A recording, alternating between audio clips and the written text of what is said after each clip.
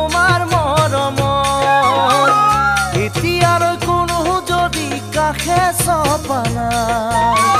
তোকে পালে ঘৰে খনিলমে যে সজায় মৰম লগা ভণ্টিজনীৰ নাজানো ক'ত আছে নেকি কোনোবা জান তোমাৰ মৰমত এতিয়ালৈ কোনো যদি কাষে চপা নাই